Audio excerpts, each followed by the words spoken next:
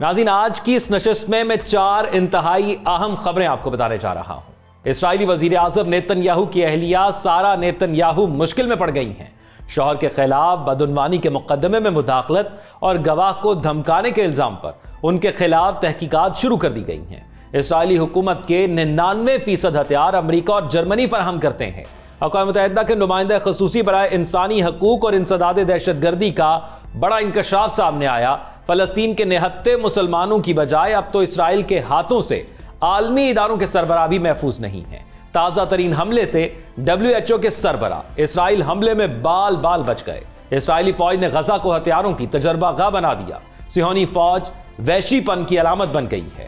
اسرائیل کے اپنے اخبار کا دعویٰ سامنے آ گیا ہے، جبکہ غزہ میں سردی کی شدت سے 4 شیرخوار بچوں کی اموات پر اسرائیل میں جرمن سفیر بھی بول پڑے ہیں اور مداخلت کریں گے، نہ شامی سیکیورٹی سے چھیڑ چھاڑ کا حصہ بنیں گے۔ عراقی وزیر اعظم کی جانب سے 2 ٹوک پیغام آ گیا ہے۔ آپ دیکھ رہے ہیں 92 نیوز ڈیجیٹل اور میں ہوں ذوق احمد۔ ناظرین، اسرائیلی وزیر اعظم نیتن یاہو کی اہلیہ مشکل میں پڑ گئی ہیں۔ اسرائیلی وزیر اعظم نیتن یاہو کی اہلیہ پر الزام عائد کیا گیا ہے کہ انہوں نے اپنے شوہر کے خلاف بدعنوانی کے مقدمے میں سیاسی مخالفین اور گواہوں کو ہراساں کیا، جس پر اٹارنی جنرل نے تحقیقات کا حکم دے دیا ہے۔ ایسوسی ایٹڈ پریس کے مطابق اسرائیلی وزارت انصاف نے جمعرات کی رات گئے جاری بیان میں کہا ہے کہ ٹیلی ویژن پروگرام میں سارا نیتن یاہو کے خلاف چلنے والی رپورٹ کی بنیاد پر تحقیقات کی جائیں گی۔ اس پروگرام میں سارا نیتن یاہو کے واٹس ایپ پیغامات دکھائے گئے ہیں، جن میں وہ ایک سابق مشیر سے سیاسی مخالفین کے خلاف مظاہرے کروانے اور مقدمے کے اہم گواہ اس کلین کو ڈرانے دھمکانے کا کہہ رہی ہیں۔ محکمہ انصاف کی جانب سے جاری بیان میں نیتن یاہو کی اہلیہ کا نام نہیں لیا اور تحقیقات کا اعلان ضرور کر دیا گیا ہے اور سارے شواہد ان کی جانب بتائے گئے ہیں۔ ایک ویڈیو جاری کی گئی تھی جس میں نیتن یاہو نے اپنی اہلیہ کے فلاحی کاموں کی فہرست پیش کرتے ہوئے انہیں سراہا اور ٹیلی ویژن پروگرام کی رپورٹ کو جھوٹ قرار دیا۔ نیتن یاہو کے خلاف چلنے والے بدعنوانی کے مقدمے سے متعلق یہ حالیہ انکشافات ان کے لیے مزید مسائل کھڑے کر سکتے ہیں۔ نیتن یاہو پر مختلف کیسز میں دھوکہ دہی، اعتماد کو ٹھیس پہنچانے اور رشوت لینے کے الزامات عائد کیے گئے ہیں، جن میں یہ بھی کہا گیا ہے کہ وزیر اعظم نے میڈیا مالکان اور دولت مند شخصیات سے لیے گئے فائدوں کے لیے بدلے میں انہیں نوازا ہے۔ تاہم نیتن یاہو نے ان الزامات کی تردید کرتے ہوئے کہا کہ ایک منظم مہم کے تحت انہیں پروسیکیوٹر، پولیس اور میڈیا کی جانب سے نشانہ بنایا جا رہا ہے، جبکہ اسرائیل نے یمن میں سنا انٹرنیشنل ایئرپورٹ پر وحشیانہ بمباری کر دی۔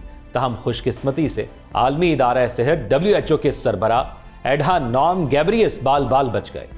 ایک رپورٹ کے مطابق ایڈہانوم گیبریئس نے بتایا کہ اسرائیلی حملے نے سنا کے ہوائی اڈے کو اس وقت نشانہ بنایا جب وہ اور WHO کی ٹیمیں اقوام متحدہ کے زیر حراست کارکنوں کی رہائی کے مشن کے بعد دارالحکومت سے نکل رہی تھی۔ ایڈہانوم گیبریئس زیر حراست اقوام متحدہ کے عملے کی رہائی اور جنگ زدہ ملک میں صحت اور انسانی صورتحال کا جائزہ لینے کے مشن پر یمن میں موجود تھے۔ انہوں نے اب سے کچھ دیر قبل سماجی رابطوں کی سائٹ ایکس پر جاری اپنے بیان میں کہا کہ ہمارے طیارے کے عملے کا ایک رکن زخمی ہوا ہے۔ ہوائی اڈے پر کم از کم 2 افراد کی ہلاکت کی اطلاع ہے۔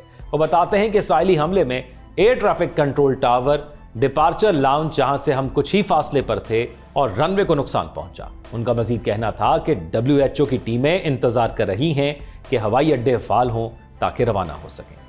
جبکہ ناظرین، اسرائیلی فوج نے غزہ میں گزشتہ 1 سال سے زائد عرصے سے جاری بدترین جارحیت کے دوران محصور علاقے کو ہتھیاروں کی تجربہ گاہ بنا دیا۔ غزہ کی پٹی میں اسرائیلی فوج کی جانب سے دھماکہ خیز مواد سے لدی روبوٹک بختر بند گاڑیاں استعمال کی جا رہی ہیں۔ فلسطینی میڈیا کی جانب سے جاری کی جانے والی ویڈیوز میں اسرائیلی بختر بند روبوٹس کو غزہ کی گلیوں میں گشت کرتے دیکھا جا سکتا ہے۔ عرب میڈیا کے مطابق روبوٹک بختر بند گاڑی میں ایک بڑا ڈبہ موجود ہوتا ہے جس میں بھاری مقدار میں بارودی مواد بھرا ہوتا ہے۔ اسرائیلی روبوٹ اس ڈبے کو مقررہ جگہ اتار کر وہاں سے چلا جاتا ہے۔ عرب میڈیا کا کہنا ہے کہ گزشتہ دنوں اسرائیلی روبوٹس نے شمالی غزہ کے کمال ادوان اسپتال کے نزدیک بھی دھماکہ خیز مواد سے بھرے ڈبے اتارے، جس کی ویڈیو ہسپتال کے ڈائریکٹر ڈاکٹر حسام ابو صفیہ نے شیئر کی۔ شمالی غزہ کا کمال ادوان اسپتال مسلسل کئی روز سے اسرائیلی حملوں کا نشانہ بن رہا ہے، اور یہ بات ہم بار بار ڈسکس کر چکے ہیں کہ اسرائیل اپنے ہتھیاروں کو غزہ کے اندر ٹیسٹ کر رہا ہے اور پوری دنیا کو بتا رہا ہے کہ ہم ان ہتھیاروں سے کتنی تباہی مچا سکتے ہیں، اور وہ تباہی مچا کر دکھا رہا ہے۔ یہ اپنے لیے ایک ٹیسٹنگ زون بنا رہا ہے کہ اس ٹیسٹنگ زون کے اندر وہ دنیا کو بتا رہا ہے کہ ہمارے پاس کتنے مہلک ہتھیار موجود ہیں، اور ان کا نشانہ کس کو بنا رہا ہے؟ ہمارے غزہ کے بہن بھائیوں کو، بچوں کو، خواتین کو، اور ان کو نشانہ بنا کر دنیا کو بتا رہا ہے کہ آپ یہ ہتھیار لے کر تباہی مچا سکتے ہیں۔ اور عالمی دنیا خاموش ہے۔ ہم نے دیکھا کہ جب پریکٹس بھی کی جاتی ہے تو ان علاقوں میں ہتھیاروں کی جاتی ہے جہاں پر دور دور تک آبادی نہ ہو، لیکن یہ تو آبادی پر ٹیسٹ کیا جا رہا ہے۔ ایک اور اہم معاملہ یہ بھی ہے کہ اقوام متحدہ کے نمائندہ خصوصی برائے انسانی حقوق اور انسداد دہشت گردی بین شاول نے کہا ہے کہ امریکہ اور جرمنی صہیونی حکومت کو 99% اسلحہ فراہم کرتے ہیں اور ان ممالک کے خلاف قانونی کارروائی ممکن ہے۔ ایک انٹرویو میں شاول نے کہا کہ اس وقت بہت کم ممالک ہیں جو اسرائیل کو ہتھیار فراہم کرتے ہیں۔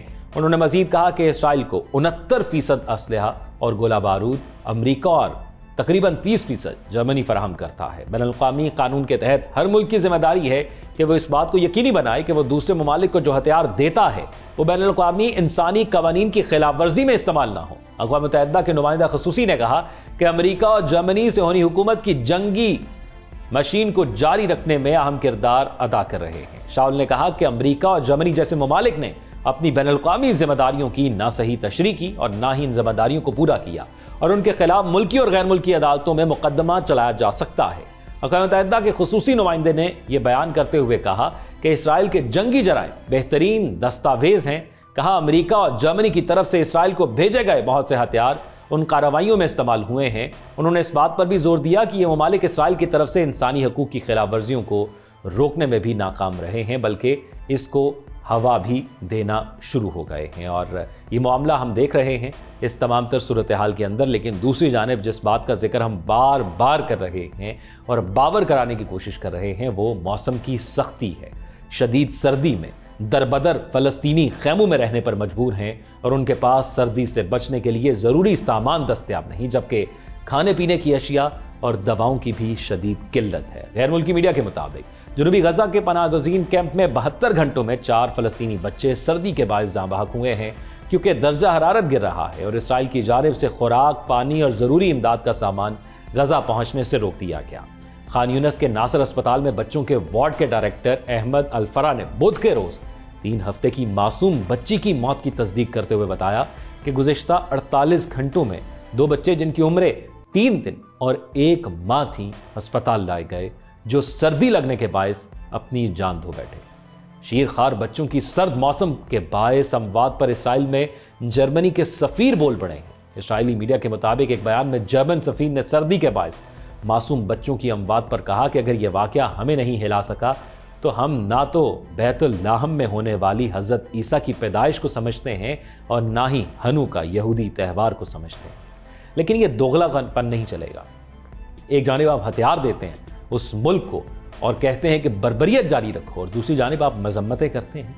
لوگ بخوبی سمجھتے ہیں کہ آپ کرنا کیا چاہتے ہیں۔ آپ اگر بیلنس کرنا چاہتے ہیں اپنے بیانات سے اس چیز کو کہ ہم مظلوموں کے ساتھ بھی کھڑے ہیں اور ہم جو ہے وہ ظالم کو سپورٹ بھی کر رہے ہیں، اور اس سپورٹ کی آپ کی بہت سی وجوہات ہوں گی جن کو آپ جسٹیفائی کر رہے ہیں، تو یہ دوغلاپن نہیں چل سکتا۔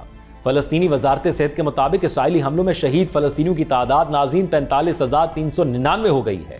اسرائیلی حملوں سے اب تک 1,07,000 فلسطینی زخمی ہو چکے ہیں، اور یہ بڑی ہی تشویشناک صورتحال ہے، جبکہ اسرائیلی فوج نے غزہ میں گزشتہ 1 سال کے زائد عرصے سے جاری بدترین جارحیت کے دوران میسور علاقے کو ہتھیاروں کی تجربہ گاہ بنایا ہے، جس کے حوالے سے آپ کو بتایا، اور یہ سب سے زیادہ تشویشناک صورتحال ہے۔ اور یہ جو رپورٹ سب سامنے آ رہی ہیں اس کے مطابق مزید ہتھیار وہاں پر ٹیسٹ کیے جا رہے ہیں۔ آپ کیا رائے رکھتے ہیں؟ کمنٹ سیکشن میں بتائیے گا۔ اپنا خیال رکھیے گا۔ اللہ حافظ۔